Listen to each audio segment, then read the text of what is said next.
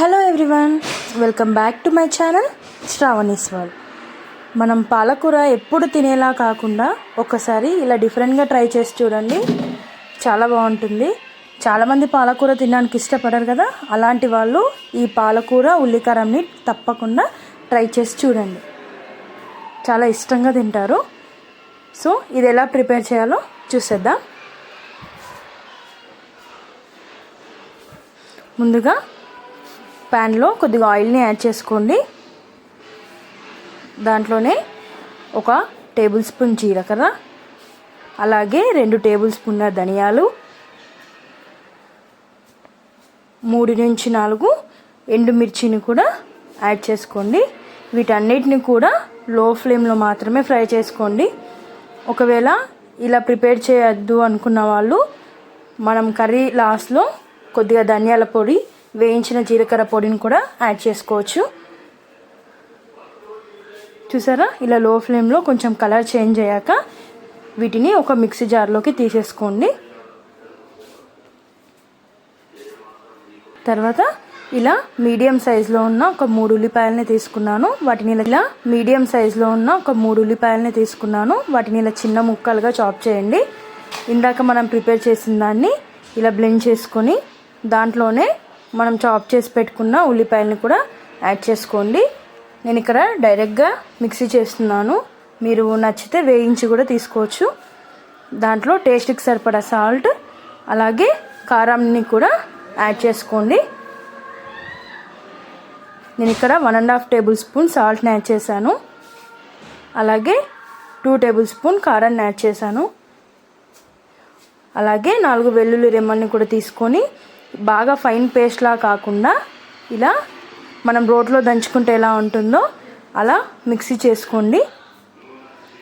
తర్వాత స్టవ్ పైన ప్యాన్ పెట్టేసుకొని తాలింపులోకి ఆవాలు, అలాగే 1 టేబుల్ స్పూన్ జీలకర్ర, దీంట్లో మనం మినప్పప్పు అలాంటివి కూడా యాడ్ చేసుకోవచ్చు తాలింపులో.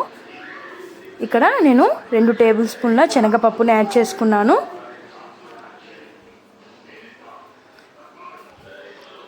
లో ఫ్లేమ్లో మాత్రమే ఫ్రై చేయండి, మరి మాడిపోనివ్వకండి.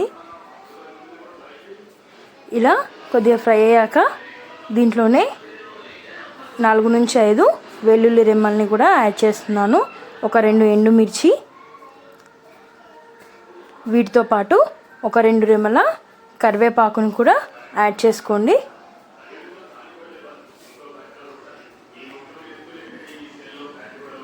లో ఫ్లేమ్లో మాత్రమే ఫ్రై చేసుకోండి, ఎందుకంటే ఎండుమిర్చి అనేవి మాడిపోతుంది. ఇప్పుడు దీంట్లో 1 టేబుల్ స్పూన్ పసుపుని కూడా యాడ్ చేస్తున్నాను. ఇదంతా కూడా బాగా మిక్స్ చేసేసుకొని మనం ఇందాక ఫైన్గా పేస్ట్ చేసుకున్నాం కదా, ఆ పేస్ట్ని దీంట్లో యాడ్ చేసేయండి. ఒకవేళ మీరు ఆనియన్స్ని వేయించి మిక్సీ చేసినట్టయితే దాన్ని పాలకూర ఫ్రై చేశాక పైనుంచి యాడ్ చేయండి.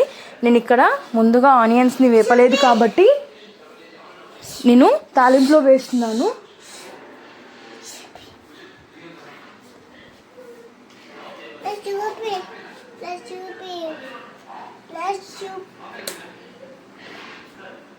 ఇలా బాగా ఫ్రై అయ్యాక, బాగా మగ్గాక దాంట్లో నేను ఇక్కడ 2 నుంచి 3 కట్టల పాలకూరని ఇలా సన్నగా తరిగి యాడ్ చేస్తున్నాను. చెప్పాను కదా, ఒకవేళ మీరు ఆనియన్ ఫ్రై చేసి పేస్ట్ చేసినట్లయితే ముందుగా పాలకూరని ఫ్రై చేశాక దాంట్లో ఆ పేస్ట్ని యాడ్ చేయండి. చూసారా, ఇలా బాగా మగ్గనివ్వండి. అంతేనండి, ఈజీగా ఉల్లికారం అనేది రెడీ అయిపోయింది. తప్పకుండా ట్రై చేసి చూడండి, టేస్ట్ అయితే చాలా బాగుంటుంది. Thanks for watching. Please like, share and subscribe to my channel.